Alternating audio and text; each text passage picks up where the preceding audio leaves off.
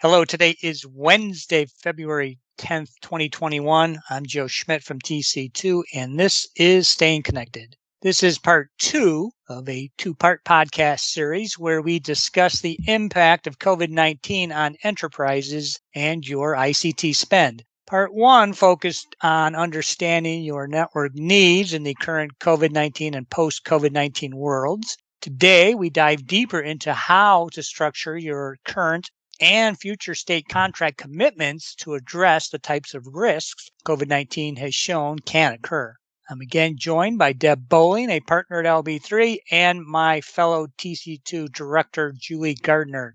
Hey, Deb and Julie, thanks for coming back. After hearing about the network changes that you are seeing as a result of COVID-19, and also your tips on how enterprises can manage those changes to save some money, can't wait to learn how to avoid risks related to contractual commitments. So, Deb, as the lawyer, why don't you kick it off? Thanks, Joe. And I know that contracts are what most people are really excited about, so please take interest. For almost a year, enterprise customers have grappled with how their contracts may protect them in these uncertain COVID times and how to structure contracts to mitigate their risks. The primary contractual business risks are driven by network and usage changes discussed in Part 1. Some business risks are derived from a reduction in usage, which threatens a customer's ability to fulfill revenue and service commitments. Other risks turn on unexpected growth in usage, such as with UC and web conferencing services. We're now going to look at the different types of commitments and reductions to them, underutilization charges, service terms, and early termination charges for telecom services. We will also address strategies for structuring your license and pricing for UC and web conferencing services. Hey, Julie, I've focused on these outside of the COVID-19 context, but what should enterprise customers expect in their current circumstances?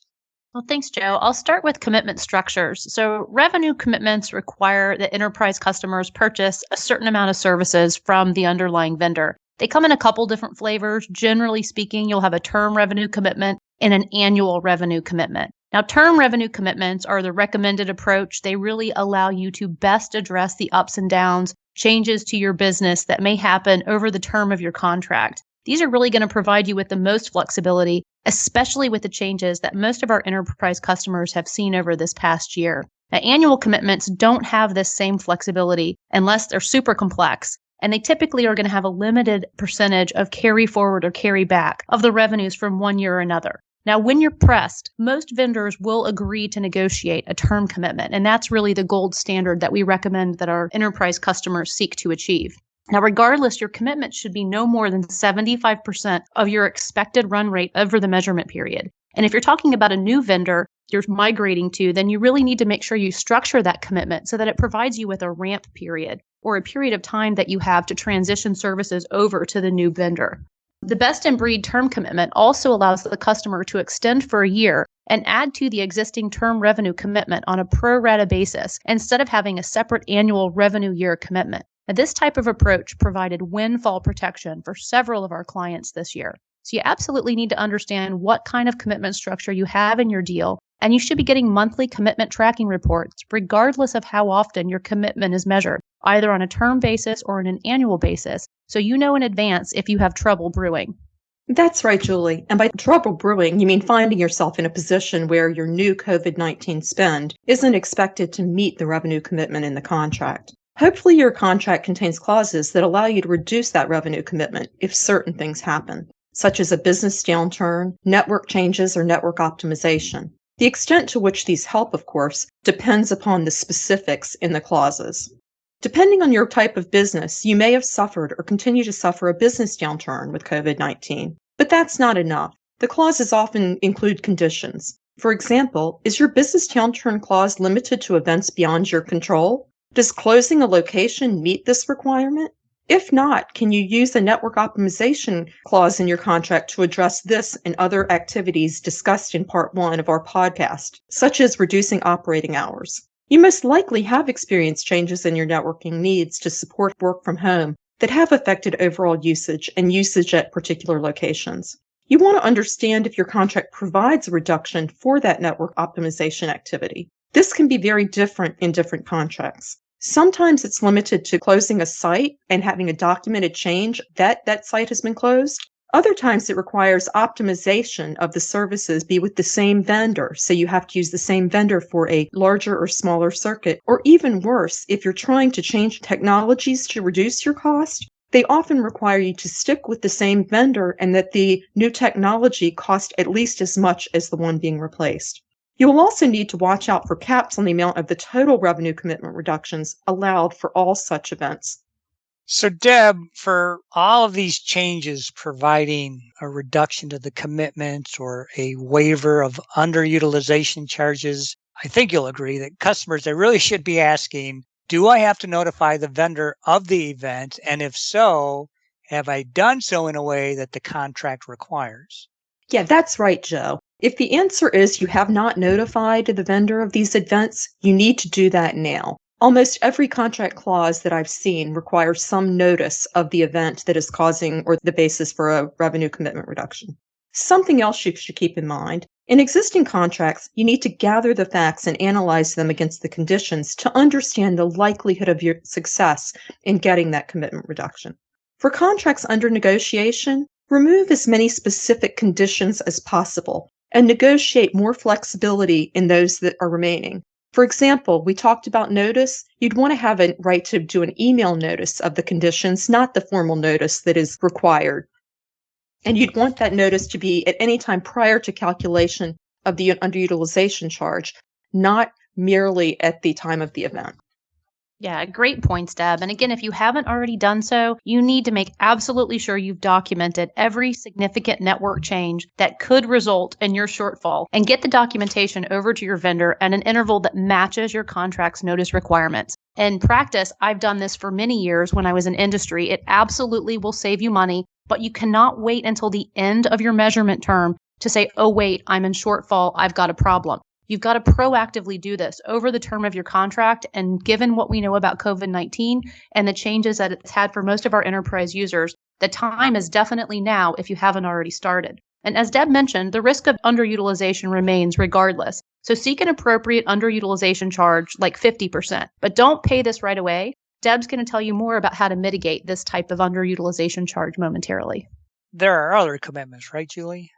There sure are. There's a few others. We're going to talk about the service term commitment. That really means how long you have to keep a circuit or its equivalent in place. If you fail to do so, you'll pay an early termination charge. This is sometimes, depending on the vendor, also called a minimum payment period, a minimum in-service period. This is different than what is also called a minimum retention period. We're talking about minimum service periods. Now, for these, it's best to apply the service term commitment only to U.S. or international Ethernet access circuits, and to limit them to 12 months from the initial installation. This means that the service period minimum does not reset with a renewal. It is based upon the installation. You should be able to negotiate a right to change your port sizes, upgrades, and downgrades for a port in COS over the term of your contract. You'll be bound there by the underlying access speed. Obviously, you can't go above whatever your underlying access speed is, but you should be able to go up and down. We talked a good bit about that in part 1 and how to use that ability to minimize some of your costs and optimize some of your network costs in the COVID-19 era. You need to check your contract before you start doing those downgrades, though, to make sure you didn't unknowingly agree to those port-specific minimums based on your agreement term. This is super important because oftentimes we'll find clients unknowingly agreed to this. So look in your contract, make sure you've got a 12 months from installation, and that should be for access only. If you do have something for ports, make sure you understand what the language says. It can say 12 months. It can say the longer of 12 months or the agreement term, or it can be 0 months. So make sure you know what that is. Best-in-class MPLS agreements will have no port-specific minimums. Your internet and SD-WAN contracts will have 12-month minimums on the ports that, again, should be from that circuit installation date.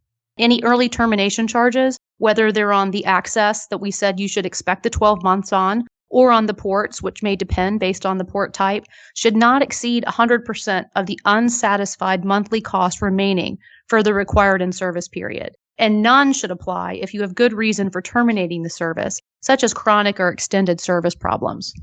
And if you find your shortfall after the reductions that Julie mentioned, don't pay the underutilization charge right away. Your contract could provide what we refer to as a work-off period, That's a period of time after the end of the contract term during which you can continue buying the services to make up for the shortfall. Your contract may also let you withhold disputed charges, and you have a dispute. Force majeure clause may provide an excuse for the shortfall. Force majeure clauses typically benefit the party with the most obligations under a contract, and that's usually the vendor. Before COVID-19, enterprise customers, whose primary obligation is to pay for the service, strictly limited what constituted a force majeure event. And that was typically because payment obligations weren't excused or even delayed. Pandemics and epidemics were infrequently listed, but national, state, and local emergencies and government restrictions were. COVID-19 seems to fit these categories, or at least provide a reasonable basis to dispute an underutilization charge. Whether it does, however, will depend on the specific contract language and governing law. For example, New York courts typically construe force majeure clauses strictly, but in a recent case, J.N. Contemporary Art versus Philip Auctioneers, the U.S. District Court for the Southern District of New York found COVID-19 to be a natural disaster within the force majeure clause and therefore excused performance. Other cases on application of force majeure to COVID-19 are pending, but whether or not a natural disaster is listed in your force majeure clause, this New York case is a positive development. With an existing contract, you need to carefully evaluate the facts and how they address any criteria in your contract's force majeure clause. Notices of force majeure events are typically required and may include the anticipated length of the impact. Make sure you follow these notice requirements carefully. For contracts under negotiations, seek to include natural disasters. For contracts under negotiation, seek to include natural disasters, epidemics, and pandemics as force majeure events. Moreover, since COVID-19 is now a known risk, you need to address it specifically. You should specifically include COVID-19 in the force majeure clause. But in doing so, keep in mind that vendors also benefit from the excuse. For example, if there are critical deadlines in your contract, be sure to make sure COVID-19 is not an excuse for delays in meeting those deadlines. Whether your enterprise is entitled to reduction of the commitment or relief from an underutilization charge depends on the details in your force majeure clause and how your experience relates to it. It may also depend on when you enter into the contract, pre-COVID-19 or during COVID-19. You need to gather your facts. Force majeure only helps with delays or failures to perform, such as to meet your revenue or your service term obligations. It will only allow for termination of affected services, not the whole contract, where it is specifically listed in your force majeure clause. But your force majeure clause is unlikely to help with the COVID-19 induced growth in web conferencing and UC services usage. So, Julie, how should enterprise customers address this? Joe, this is a tougher one. And as I said last time, it's an unpleasant surprise for a lot of our customers, especially during COVID. So while transport is contracted similarly by different vendors, licensing structures really vary greatly and they continue to change. There's all kinds of different licensing models, from enterprise-wide or full deployment to a named host model to an active host model. Now, the enterprise-wide license are going to protect our clients against most of the overage charges we talked about in part one, but not all of them. So really, you're going to need to understand what your contract says. First of all, what your deployment model is. Is it full deployment, named host, or active host? And then what license type are you purchasing? That's going to indicate how many users you can have on your call at any one time before those overage charges kick in, as we discussed in part one. So try to negotiate or renegotiate as appropriate to lower your costs based on your actual usage trends that you're seeing in this post-COVID world. If you're unsuccessful in renegotiating, there are some alternatives for you, but start with a benchmark, look to renegotiate, and then look at events that may trigger your rights for reductions based on what your contract says.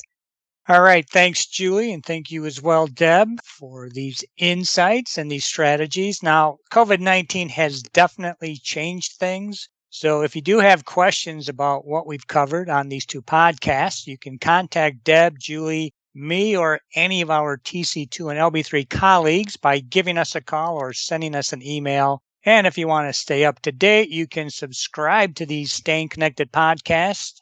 You can check out our websites and you can follow us on LinkedIn.